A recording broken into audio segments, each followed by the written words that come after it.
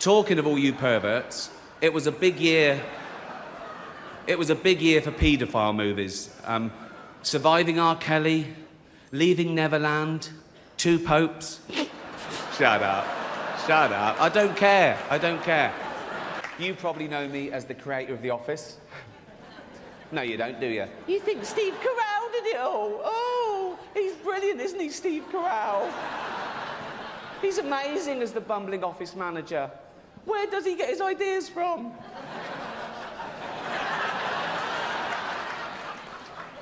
Let's pay him hundreds of millions of dollars and put him in every movie. If you can't be bothered to go to the cinema to see Steve in action, then just watch him every Thursday here on M.A.C.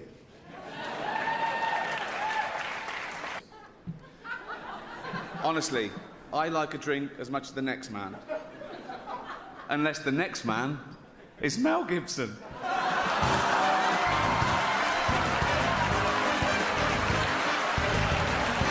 Our first presenter is beautiful, talented, and Jewish, apparently.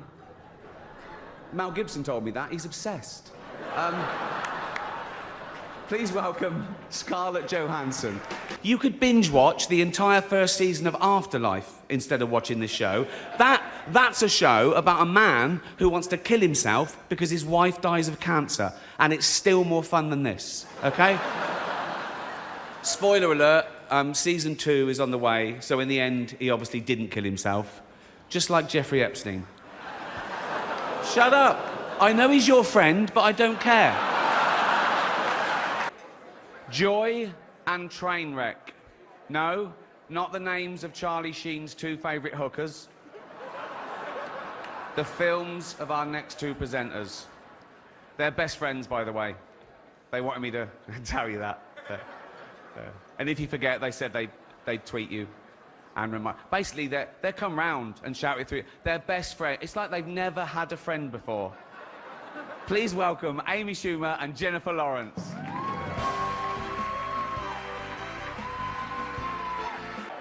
At least Jeffrey Tambor did it in a dress.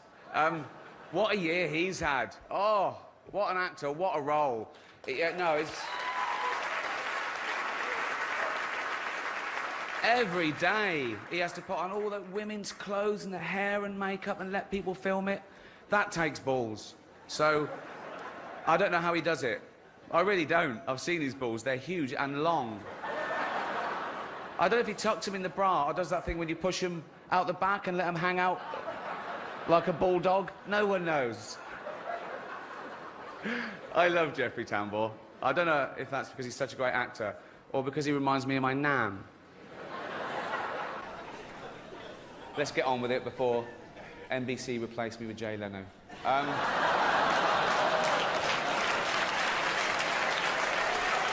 Once upon a time in Hollywood, nearly 3 hours long, Leonardo DiCaprio attended the premiere, and by the end, his date was too old for him. So...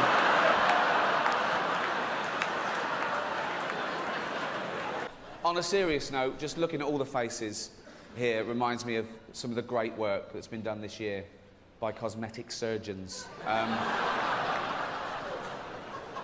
Talking of The Walking Dead, congratulations to Hugh Hefner, who's getting married at the age of 84 to 24-year-old beauty Crystal Harris. When she was asked why she was marrying him, she said because he lied about his age. He told me he was 94. Oh, come on. Don't worry. Hold out and just don't look at it when you touch it. That's that.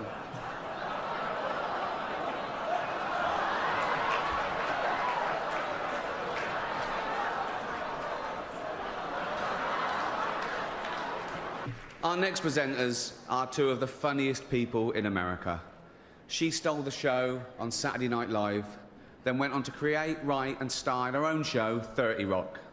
He was a jobbing actor, career not going that well if I'm being totally honest, who got his big break when I cast him in a remake of a show that I created called The Office. He's now leaving that show and killing a cash cow for both of us. Please welcome the wonderful Tina Fey and the ungrateful Steve Carell.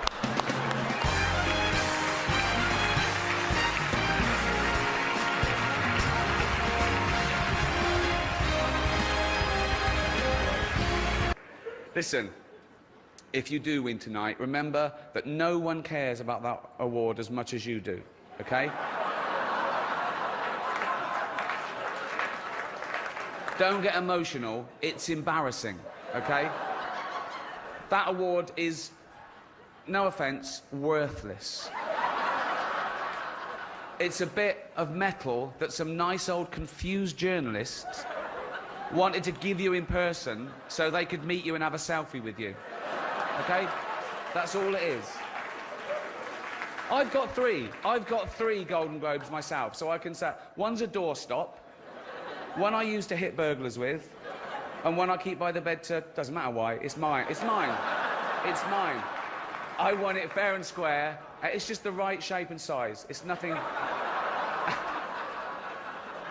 Yeah, so to be clear, that was a joke about me shoving Golden Globes that I've won up my arse. The next presenter is an award-winning actress with special powers. In Die Another Day, she used her powers of seduction to win over James Bond. In X-Men, she used her powers to control the elements. In Catwoman, she used the power of being able to wash herself all over. And she's the paw for behind the ear. It's brilliant. Please welcome the very clean Halle Berry. A few years ago, on this show, I made a joke about Mel Gibson getting a bit drunk and saying a few unsavoury things. We've all done it. I wasn't judging him, but now I find myself in the awkward position of having to introduce him again. Listen, I'm sure it's embarrassing for both of us, okay? And I blame M.A.C. for this terrible situation. Mel blames... We know who Mel blames.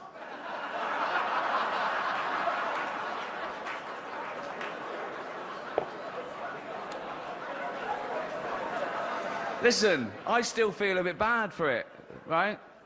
Mel's forgotten all about it, apparently. That's what drinking does. No.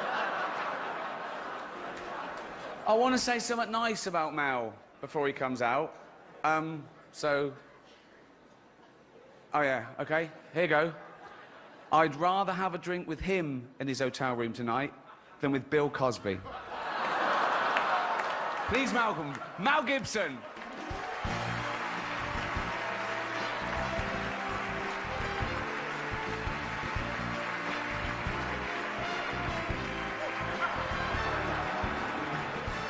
Yeah. I love seeing Ricky once every 3 years because it reminds me to get a colonoscopy.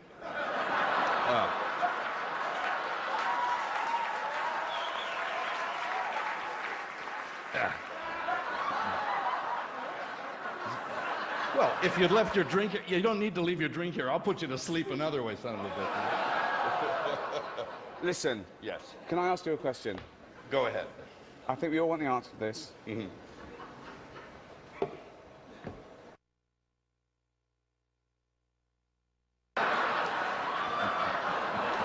I don't know, ask the guy that said it. It wasn't me. All-female remakes are the big thing. There's a female remake of Ghostbusters. There's going to be a female remake of Ocean's 11. And this is brilliant for the studios, because they get guaranteed box office results, and they don't have to spend too much money on the cast. So...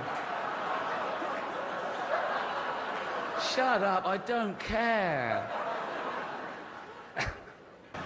But actors aren't just loved here in Hollywood, they are loved the world over, because they're recognisable.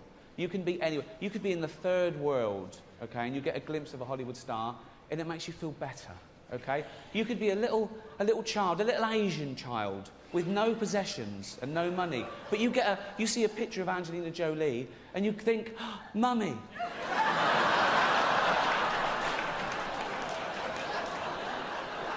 If you win, right, come up, accept your little award, thank your agent and your God, and off, okay? Our next presenter is an actress who is both beautiful and talented. Born in England, she came to America and has taken Hollywood by storm. The star of the nominated movie The Danish Girl, please... It's a dude. Eddie Redmayne.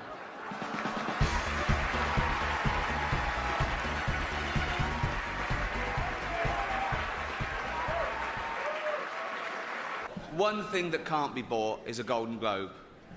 Officially.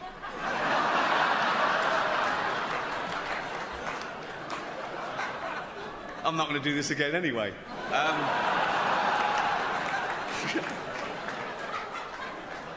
But if you were to buy one, the man to see would be Philip Burke.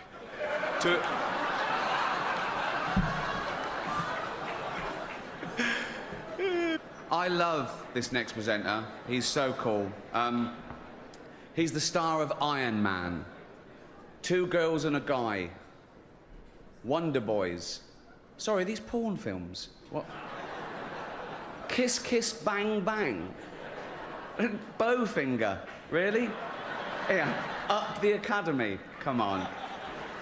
He has done all those films, but many of you in this room probably know him best from such facilities as the Betty Ford Clinic and Los Angeles County Jail. Please welcome Robert Downey Jr.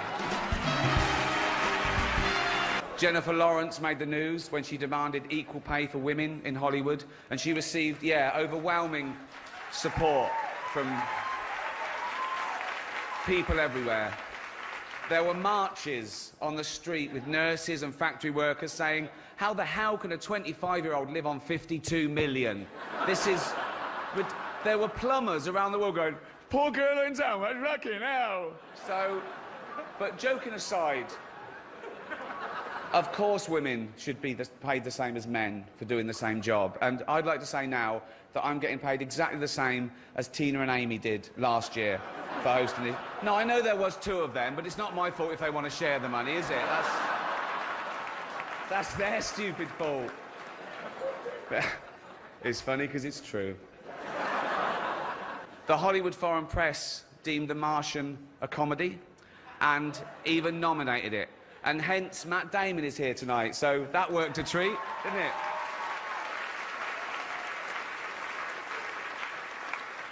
To be fair, The Martian was a lot funnier than Pixels. But then again, so was Schindler's List.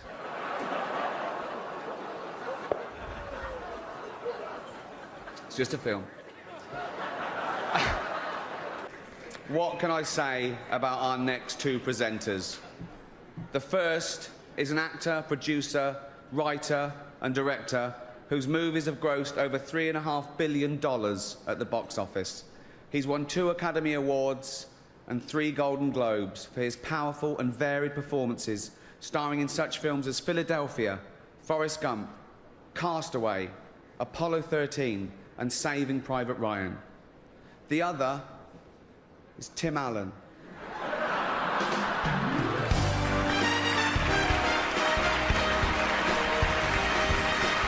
It was a big year for 3D movies. Toy Story, Despicable Me, Tron. Seems like everything this year was 3-dimensional. Except the characters in The Tourist. I feel bad about that joke. No, I'll tell you why. I'm jumping on the bandwagon, because I haven't even seen The Tourist. Who has? But no, it must be good because it's nominated, so shut up, okay? And I'd like to quash this ridiculous rumour going around that the only reason The Tourist was nominated was so the Hollywood Foreign Press could hang out with Johnny Depp and Angelina Jolie. That is rubbish. That is not the only reason. They also accepted bribes.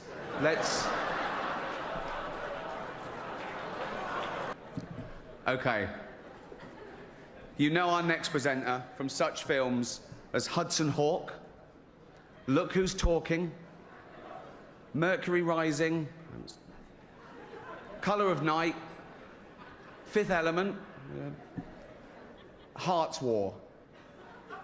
Please welcome Ashton Kutcher's dad, Bruce Willis. There were a lot of big films that didn't get nominated this year. Nothing for Sex and the City 2.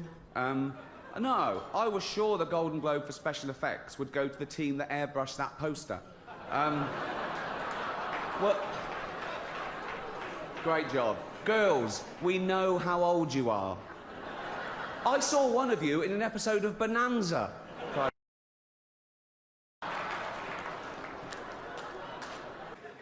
next presenter is the star of the hilarious comedy The Martian.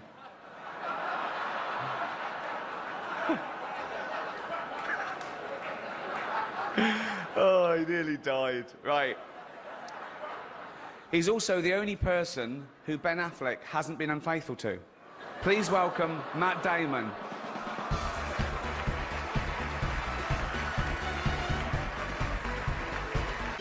Shut up, you disgusting, pill-popping, sexual deviant scum.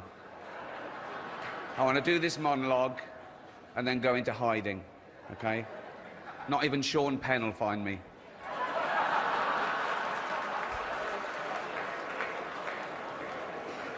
Snitch. It's going to be a night of partying and heavy drinking. Or as Charlie Sheen calls it, breakfast. Wow. Whoa. So, let's get this straight. What he did was, he picked up a porn star, paid her to have dinner with him, introduced her to his ex-wife, as you do, went to a hotel, got drunk, got naked, trashed the place while she was locked in a cupboard. And that was a Monday. What did he do New Year's Eve? The Golden Globes is shown all over the world. It is oblivious to colour or creed. It doesn't just celebrate talent, it celebrates difference. It crushes prejudice and stereotype. One stereotype I hate is that all Irishmen are just drunk, sweary hellraisers. Please welcome Colin Farrell.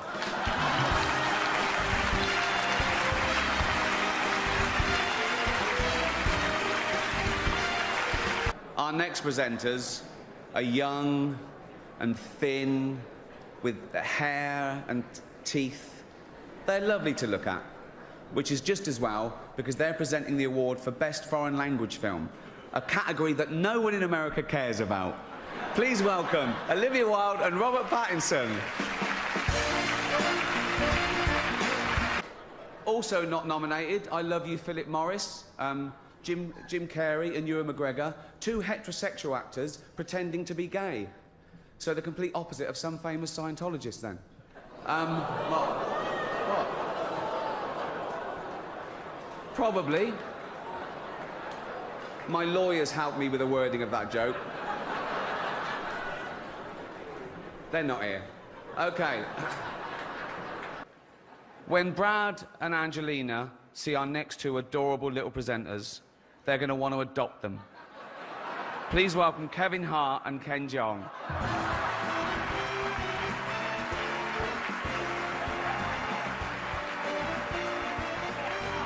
Now Caitlyn Jenner, of course. What a year she's had.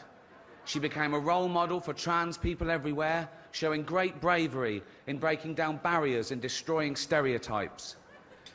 She didn't do a lot for women drivers, but you can't have everything, can you? Not at the same time. One Hollywood publication said that me hosting would mean that some film stars would stay away for fear of being made fun of. As if film stars will stay away from the chance of winning a Golden Globe, particularly if their film company has already paid for it.